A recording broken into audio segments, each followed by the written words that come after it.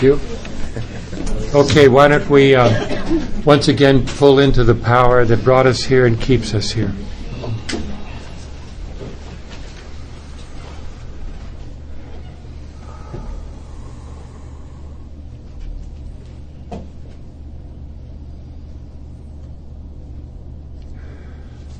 God, grant me the serenity to accept the things I cannot change, courage to change the things I can, and the wisdom to know the difference.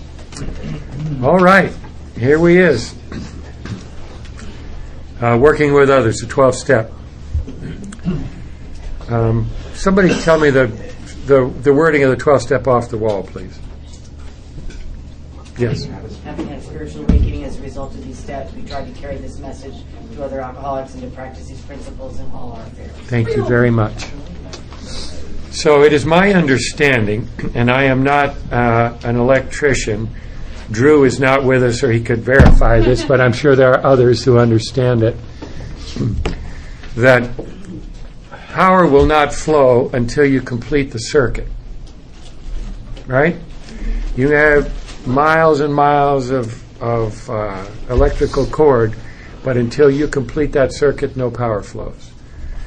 Honestly, we've been joking up here a little bit about optional steps, and in many cases 10 and 12 really fall into that category. They're not optional. Well, anything's optional. We don't have to do this, right? But if we get to do it, we should take advantage of that. Now, the 12th step in working with others, how grateful am I for having been given my life back, a life. And if I know how to do this, if we know how to do this, we know how to stay sober. There are millions of people who do not know how to stay sober. Now, you can ask, and I've heard of this, a guy laying in the gutter with jaundiced eyeballs, taking offense when somebody might infer that he might have a drinking problem. We have a deadly enemy in alcoholism, a deadly enemy. It will take on God. Do you know the game King of the Hill? Right? So King of the Hill, you vie for each other. Who's going to take the top of that hill and keep it? My disease plays King of the Hill with God for me. And I'm hoping that God wins. And I'm trying to support that side of the match. But I have carried a concrete bunker on my shoulders, proof against all argument. You can tell me, but you can't tell me much. Now that's changed with God's help. But it's like concrete, so people are saying, you really should do this. You should consider that. I'm going, what do you know? You don't understand. You don't understand. Fact of the matter is you do understand, and now I understand. It says in the book, in the chapter 7, Working with Others, it says, practical experience shows that nothing will so much ensure immunity from drinking as intensive work with other alcoholics. It works when other activities fail. This is our 12th suggestion. Carry this message to other alcoholics! ! You can help when no one else can. Now, that's quite a statement. You can help. We can help when no one else can. So there was a Belgian priest named Father Damien in the 1800s, and Father Damien was in Belgium, and they said, Father, we got an assignment for you. We're going to send you out to Molokai in the Hawaiian Islands, and you're going to get to minister to the people in Molokai. Here we go, right? Belgium to the Hawaii, that's a pretty good deal, except that Molokai was a leper colony. We got good news and bad news.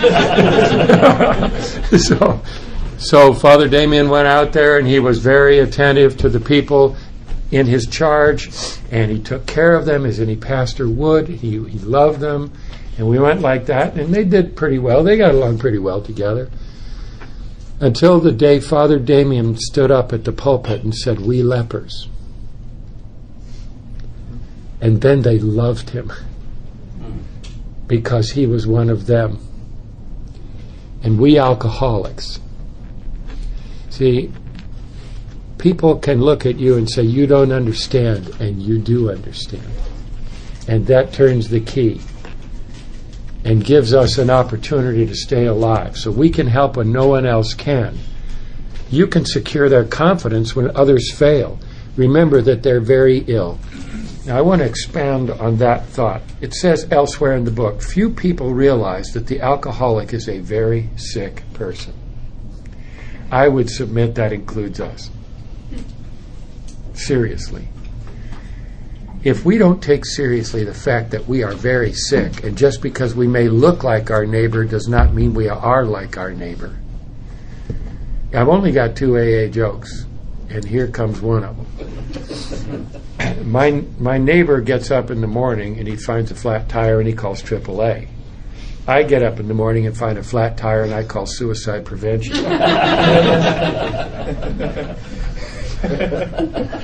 Rudolph the Red-Nosed Reindeer wanted to join in all the reindeer games, so we're not only a different kind of cowboy, we're a different kind of reindeer.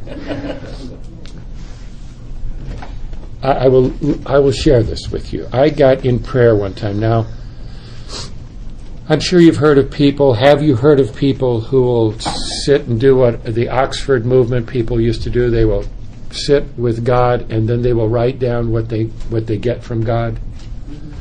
Well, I've done that for going on 17 years. And I never ask God a question like, who's going to win at Hialeah? As a matter of fact, I really don't ask any question. I just say, will you talk to me? And I start writing. And it's not like automatic writing. I'm not in a trance or anything. I just write down what I get.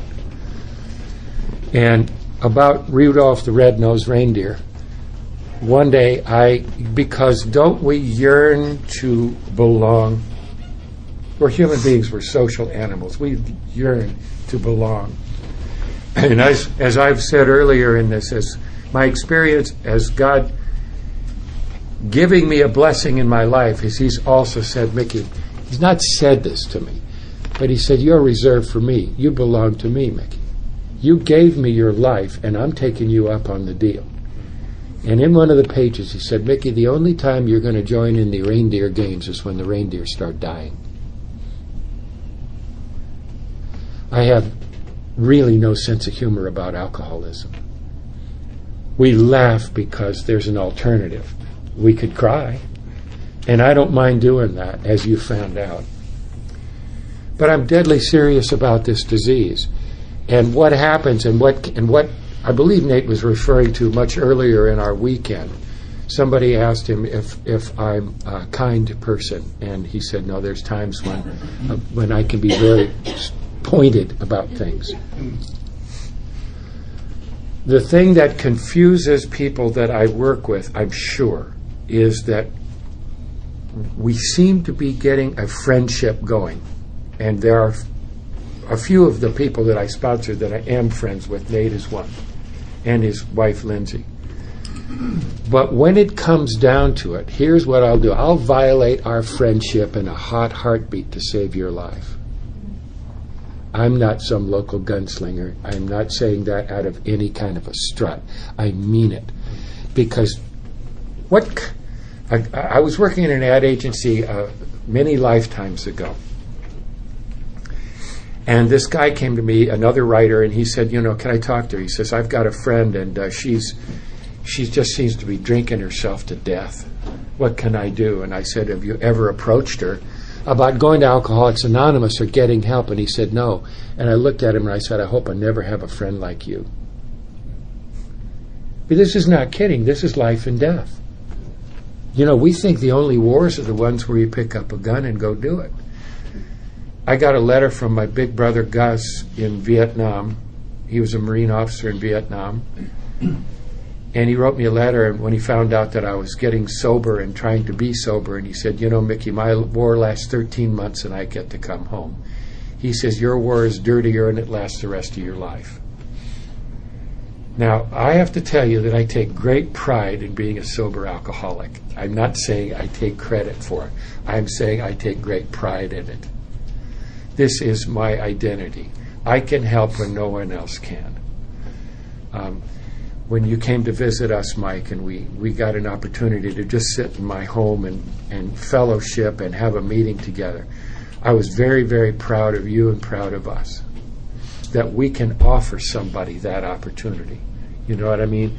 And it's, in many cases, and I'm going to read a line here, it's not what we do, it's how we do it. Don't start out as an evangelist or reformer. How many people have ever been an evangelist or a reformer? You know, we're glowing in the dark, baby. We're going. We've got lightning coming out of our fingertips. We're going to get them fixed. So I got a lesson in that real early on. I was cheating on my wife. My first year of sobriety, I'm cheating on my wife. I'm crazy as hell. I know I'm going to lose my sobriety, and they told me if you help somebody else, maybe you can survive. So I would go over to Denver General Hospital, and I would go to the head nurse at the alcoholic ward, and I'd say, do you have any new arrivals? And she'd say, yeah, there's somebody in room 11 in bed 1. And I would go into room 11, bed 1, and I'd sit down next to this sucker. And I'd say, how long are you going to be here? And he said, 3 days. And so I said, so will I. And I would sit by his bed, and I would pitch him because I'm fighting for my life. Now, there's 2 other guys in the room, and here's what I learned.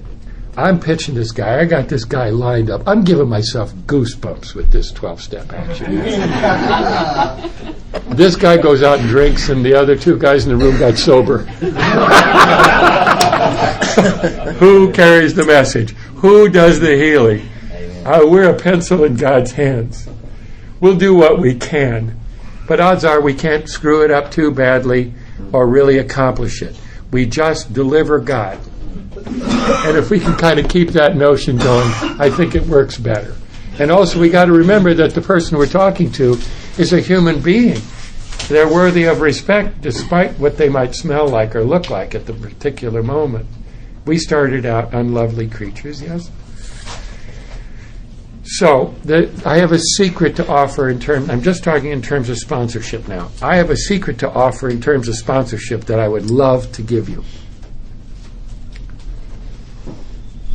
If your heart is open to sponsoring, you will have sponsees. If your heart is not open to sponsoring, you will not have sponsees. You know, we think that what we say is what really counts. It's really what's in our hearts.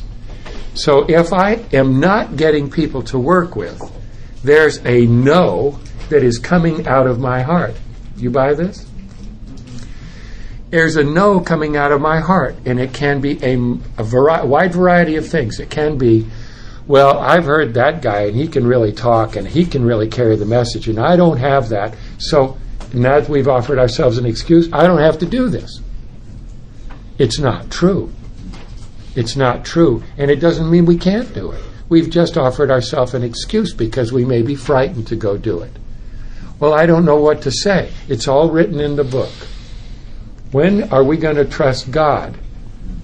You know, when are we going to... I mean, I'm over in that hospital just a few months sober. I'm not saying I accomplished great things. But I was out there swinging for my soul and his. If we open our heart, you watch what happens.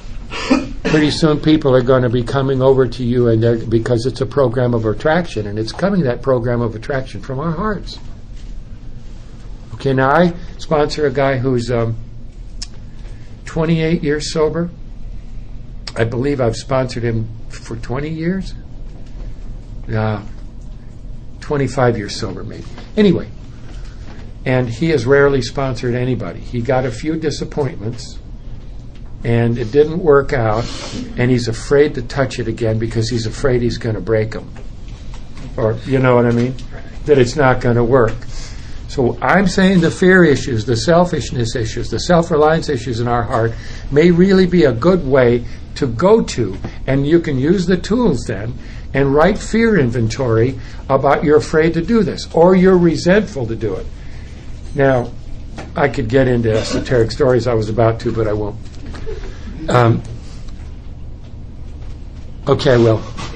All right. So, I knew a guy from Bowling Green, Kentucky, a retired police officer who's now dead, God rest his soul. And the very first person that he sponsored sat there in the fifth step and told him that he murdered a child. Unreported. Now, this guy never sponsored another person in Alcoholics Anonymous, period. So that is like the extreme case. What I think we lose sight of in here, I probably shouldn't even be talking about this. Let me flip it. I had a guy contact me and he said he was on the lam from the FBI. And he had never worked the program out of the book. I met him in Taos, New Mexico, and then he showed up in Denver. And he said, that was the situation. And I said, well, here's what I'll do. I will work with you out of the book. I will give you all the spiritual aid I can, but you cannot tell me anything about what's going on in your situation. You have to take that up with your attorney. My bottom line in all this stuff is that we are still citizens. We do not have attorney-client privilege. We do not have priest-penitent privileges. We are citizens. And we are responsible, just as citizens would be, to report crime. So if you need to vet somebody, do it. Sit down at the beginning and say, look, if you got something that's seriously criminal, you take that up with an attorney, you take it up with somebody, but don't take it up with me. That's just a suggestion.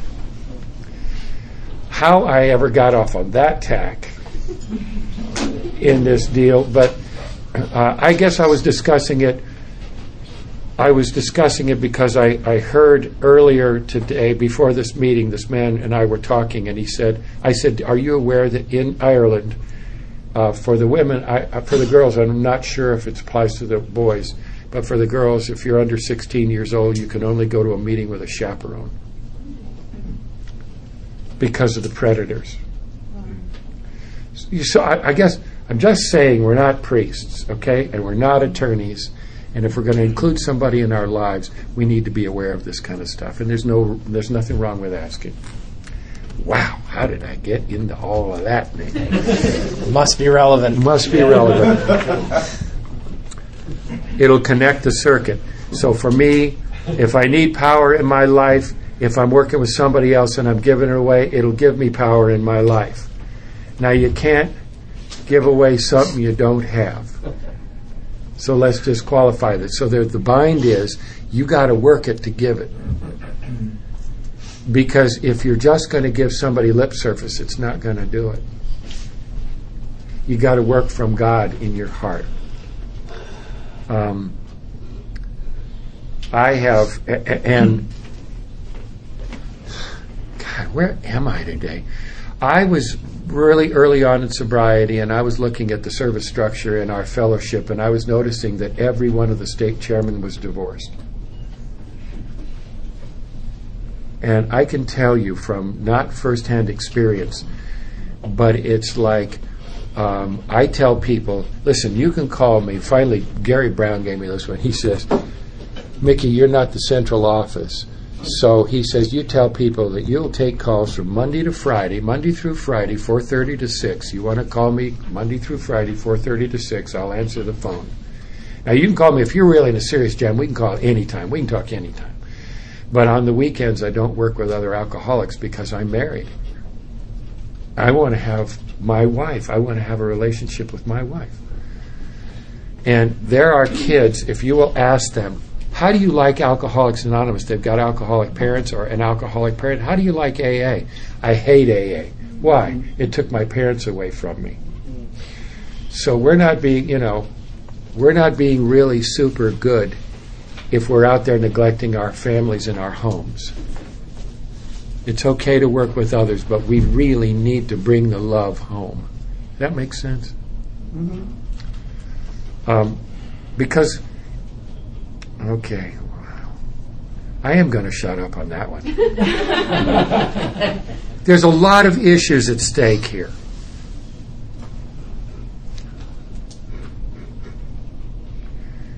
It's an avocation, not a vocation. Okay, can I say it that way? You know, we're engineers and artists and we're all kinds of stuff, and it's okay to have work with other folks, but it needs to be part of our lives, and I would submit not all of our lives, unless you're single and you really don't have anything going on.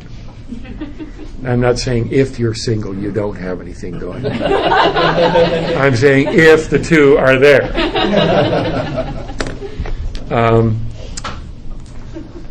And it's not to be missed. Now, I'll end with this one for the moment anyway. I had a guy in New York City, in Long Island, challenge me about, Mickey, why do you sponsor people so long? I've sponsored 2 people that I sponsor for 24 years. Why do you continue to sponsor them so long? He said, I've taken 100 guys through the steps. And so his idea of helping, and it does help, is he will take you through the steps, pat you on the back, you walk out the door, and he's done. If you're going to dry me out, you got to help me out. A pass through 12 steps when I'm 3/4 of the way underwater is not going to do the job. You know, and it says we go shoulder to shoulder with the new man day by day. So to give an example, I sponsor a guy he calls it Detroit, in Detroit, who is 32 years sober now. He is having the biggest, I've sponsored him for 24 years, he's having the biggest breakthrough of his life. And he's one of the most stubborn people. I just love him. He's one of the most stubborn people I ever met in my life. And you got a set of shoulders on him like this. And one day we went nose to nose when we first started doing sponsorship, kind of halfway screaming at each other, and I said, one more time in my life, Mickey, this is the day you die. I thought he was going to take me out, but anyway. He's having this massive breakthrough. He's coming home to a higher power of his own understanding. He's coming home inside. That's why I sponsor people so long. Does it limit the amount of people I can take? Yes. Will I help people take them through the steps? Most of the time, not really. Because if I can't back it up, I can't do it, but sometimes I will. And so that's the answer to that question. If you stick around with somebody, right, Nate? That's right. You stick around with them, they get a chance to come to trust you. Are you a trustworthy person? Are you operating out of this book? Are you safe? You know, that's one of the biggest words in my language, the word safe. Because when I was growing up, I was not safe. So safe is really a good thing. And we want our sponsor to be safe. They don't have to be God. They just need to be safe. And I think that's all the blah, blah, blah I got for the minute. I probably have a little blah, blah to add to the end of it. Sponsorship can be complicated. I think that goes without saying, and it's real easy to just, especially when we look at our Working with Others chapter, sure, we could sit here and talk about all the creative ways to go out there and scoop people up to try to help them, right? But for me, a lot of the complication comes after the fact, right? Because obviously, this was written back in a time, we're like very spoiled today. These guys back in the day they were doing exactly what Mickey was talking about. They were going to hospitals. They were going to street corners. They were out there basically digging people out of the ditches. And now we've got how many meetings a week are in Metro Atlanta, right? A lot of the time we're just at our meetings and there's just an overabundance of people that want to get well. Does that mean that's the whole picture of those that probably need to get well? Of course not. But we're really spoiled in a sense that we usually have more than enough people around to work with, right? And when I was first getting started, the first man that ever asked me to sponsor him was a man that was at least double, if not triple, my age, and I immediately froze. It's like, yes.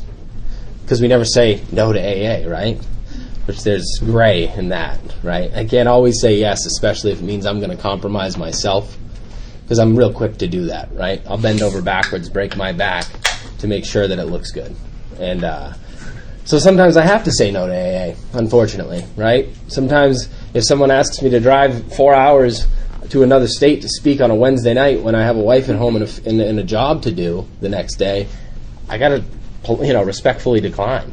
And it doesn't mean I'm not willing to go to any lengths. It doesn't mean I'm any less of an AA member. It just means I actually care about my life, my well-being, and keeping my program intact so that I have something to give to others, right?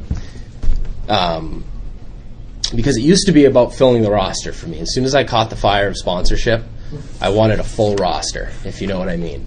I wanted to sponsor 30, 40, 50, 100, 3,000 guys, right? Obviously. Whatever number I could. And I mean, I'm talking, I'd go up to people that were brand new and say, like, do you have a sponsor? Now you do, right? Like check, there's another one, right? Fill the roster. And that was a real point of pride for me, and it was a false point of pride, because that's not a good gauge of where I'm actually at. Because I tried for years to operate that way, and just, when it talks in the book about what we're really after here is efficiency. Efficiency in our lives, efficiency in our sponsorship, and the only way to obtain efficiency for me is through God. I can't do it self-exerted, spinning in circles, trying to just save the world. It doesn't happen for me. And the reality is that I was not even in a place where I could give the time that was necessary in a lot of those instances.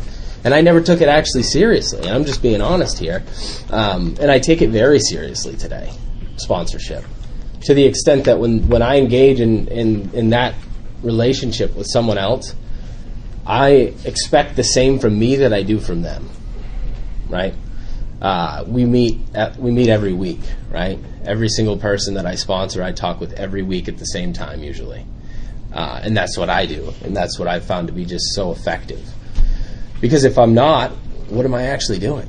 I mean, I want more than anything to sponsor myself, right? So to be sponsorable, to be teachable, to be willing, it's not an easy thing for me, and I need to have consistency in my life, and I need to treat it as something that's important too, right? Because like Mickey said, it's not so much the magic that I've seen happen in sponsorship is not during the actual 12-step process. It's usually after the fact, once some of that dust settles and once God really starts to show up in this person's life. And we're walking this road, like he said, shoulder to shoulder. And I take it seriously. And I also, has anyone ever felt that they've been in a relationship, a sponsorship relationship, whether sponsee, sponsor, that you were compromising yourself, just didn't fit? It was like really confusing, and there was not a lot of clear lines as to what we're even doing. And I can't live like that today. I actually have an ideal, the same way I would for sex ideal, as it relates to sponsorship. And I share that with the men that I work with. And not to say you need to sign in blood on the dotted line and sign your life over to me. It's more like, this is what I expect of myself in this relationship, and this is what I expect from you. And if it sounds agreeable, let's do business. Let's get started, right? And if this is not what you're looking for, if you don't want to talk to your sponsor every week, and if you don't want to pursue this path, and if you want to just have me sit in front of you while you sponsor yourself, I'm not the guy for it, And I find that level of transparency very effective and very helpful, right? So then we're not just missing. We're not just disconnecting and trying to figure it out and being wishy-washy as we go. Like, I know for a fact, like when I call my sponsor, I have a time to call him, and it doesn't mean 5 minutes before or 5 minutes after, right?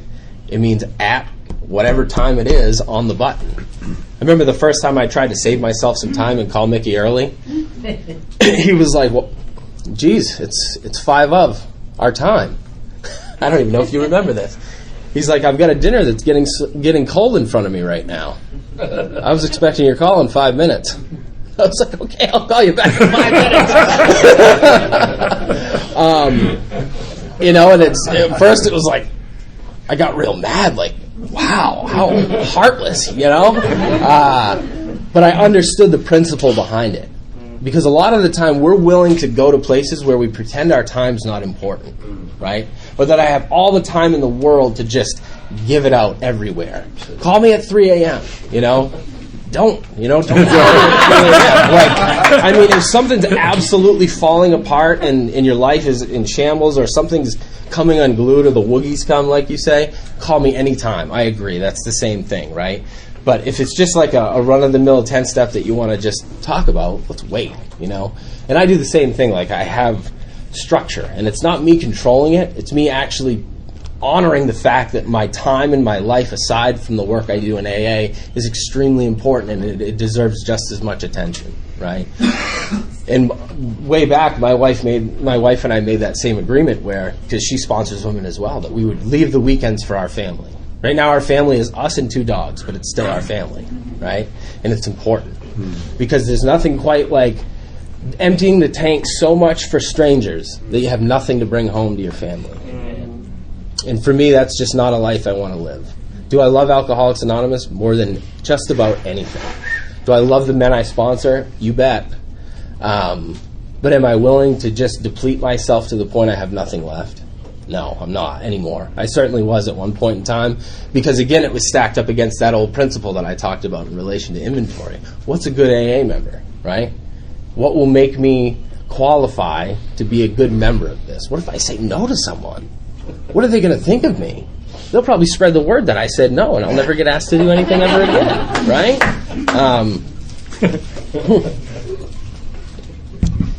And that was kind of the initial inspiration. We skipped the meeting last night.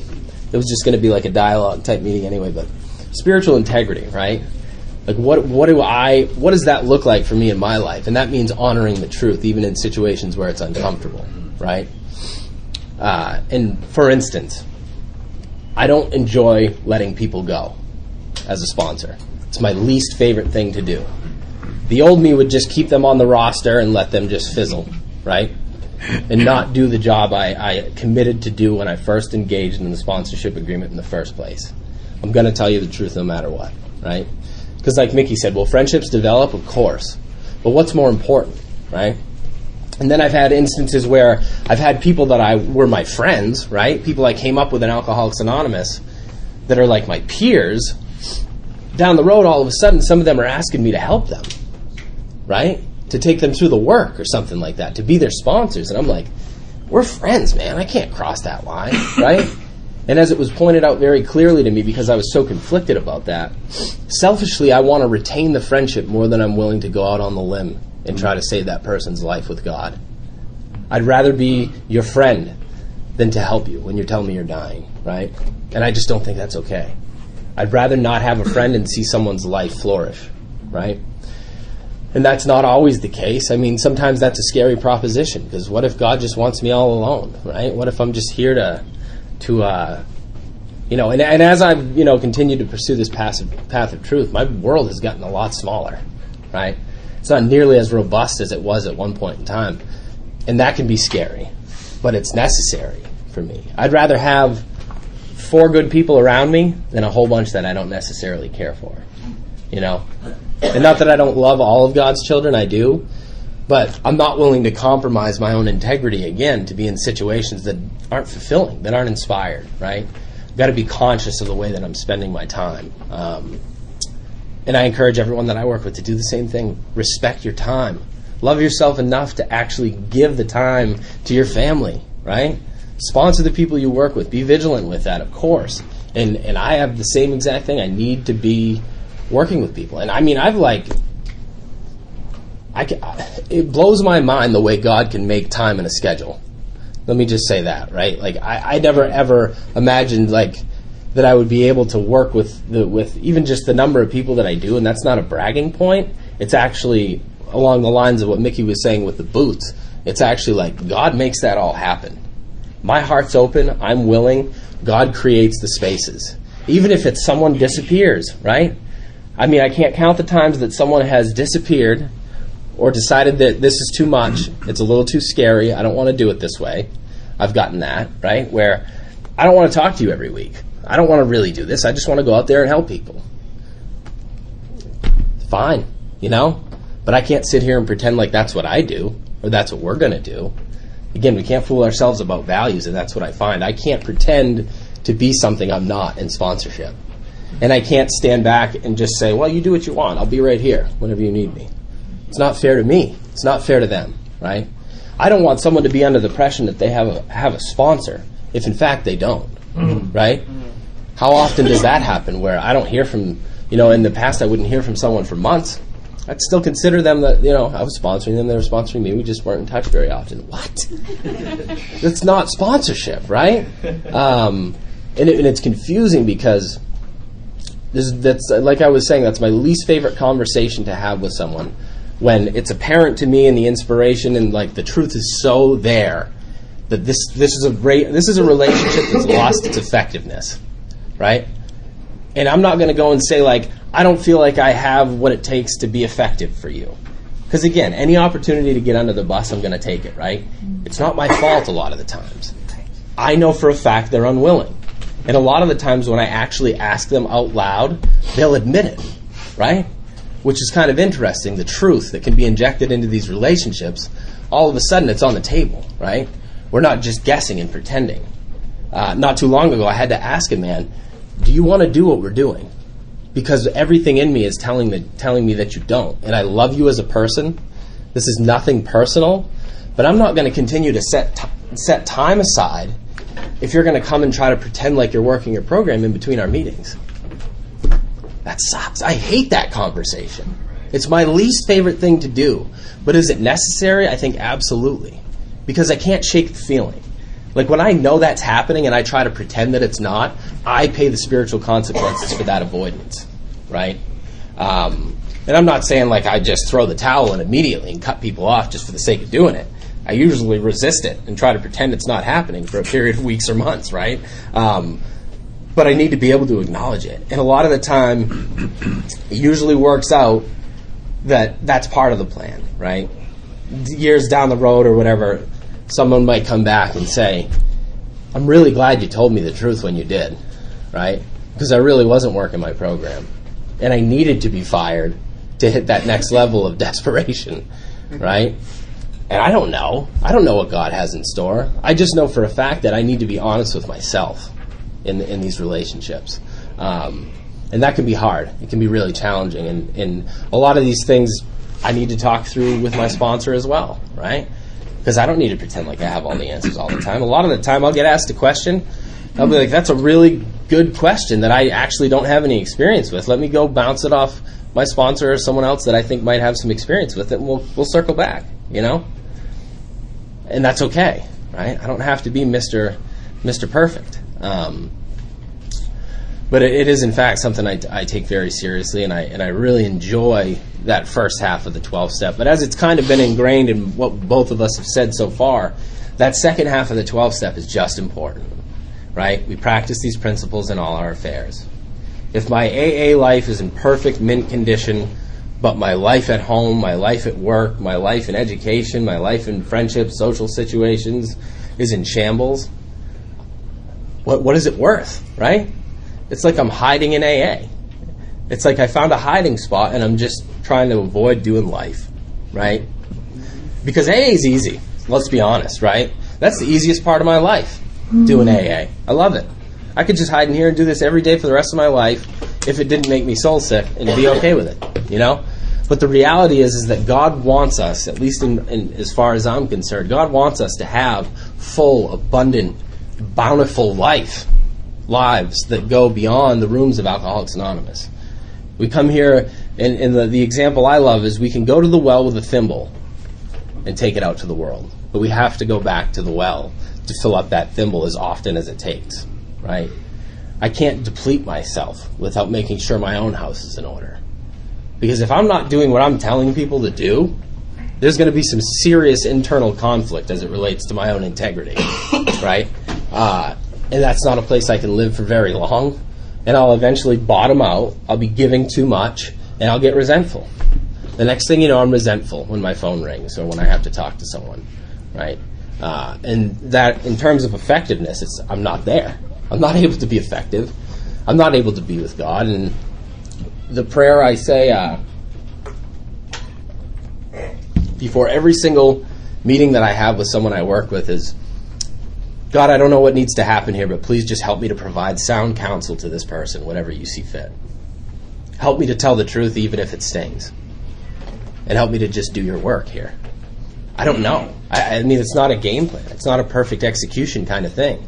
And there are times where I'll think I'm going into a meeting with someone and that it's going to go a certain way, and the next thing you know, it's like way over here, and we're talking about something that was completely unrelated to what it was we were talking about originally, but apparently it needed to happen, right? Because inevitably, it's like I never know where the truth will take me. And I, left to my own devices, am a selfish alcoholic, and my most favorite piece of selfishness, as I mentioned earlier, is to self-preserve through avoidance, right? I know something needs to be said. I don't want to do it. Maybe it'll just work itself out. Famous last words, right? I'm just going to sit over here in avoidance until it works itself out. That way I don't actually have to go through the discomfort of dealing with it or approaching it. Just work itself out, right? I just can't live that way. I wish I could. Sometimes I wish I could just reel this all back in and go back to being ignorantly blissful, to be honest. But I can't live that way. That's the unfortunate part. The direction that I've been pushed in, I didn't ask for it. I didn't choose it. But I have no choice, right? Do I want and need God in my life? Absolutely. But underneath that, too, I don't have a choice. I don't have an option, right? Because for everything that I do or not do, I pay spiritual consequences for those things. And that relates 100% to sponsorship. So I think the reality of is if my 10-step is operative and I'm exercising an 11-step and my 12-step is healthy, as a byproduct of that, the second half of that 12-step will probably be pretty blown up in my life.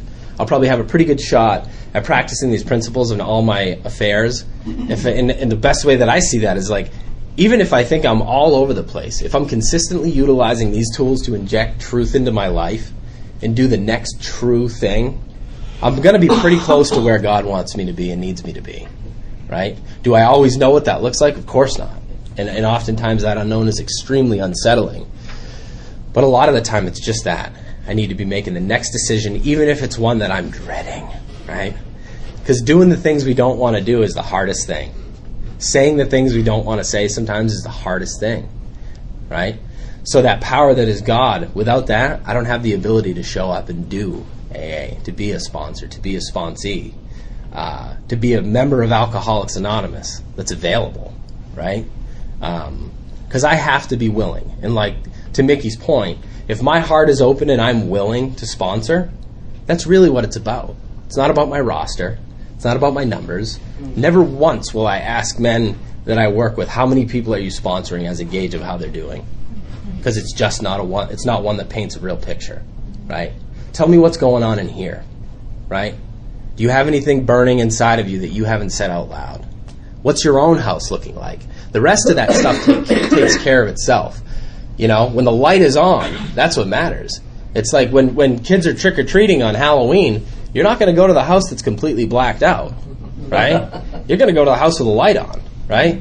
And people are drawn to that. And it's not a matter of us being so vigilant that we're saving the world. What I've found is I don't even have to go looking anymore. People are like, that I don't even know, are calling me and saying, I know you don't really know me. We met, wherever. Your name has just been burning in my mind. I need to talk to you. What? Right? And I've had that experience myself. I know what that's like. And that's the majority of the people that I work with. That's how they came to me. I didn't pick them out of a meeting in AA. It's like God aligned all that stuff. It's just beyond me. It's beyond me. But my point being, if we are open, if our hearts are open and we are willing, God will bring the people into our lives that need to be there. And like it says, to spend too much time on any one situation is to deny another alcoholic the opportunity to live and be happy, right? Not that I don't care. I'm not a heartless person. I love people. But I can't pretend, right? I can't pretend, especially if your life is on the line, right?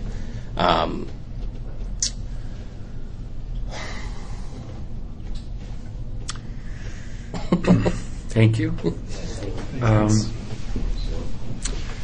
So, I was sitting here looking at Nate talking, and I was thinking about how his mom and dad must feel if they could just see him doing this retreat here after what we put our parents through. You know what I'm saying? After this long and winding road, and how wonderful they would feel to see that we are all in this room, and we are, you know what I mean, our folks, our people who love us, that we're in here reaching out to try to do something decent with our lives. This is in terms of wrap-up. Do you guys want to take like 10 minutes? Yeah, go take 10 minutes, go to the bathroom, whatever. Good call.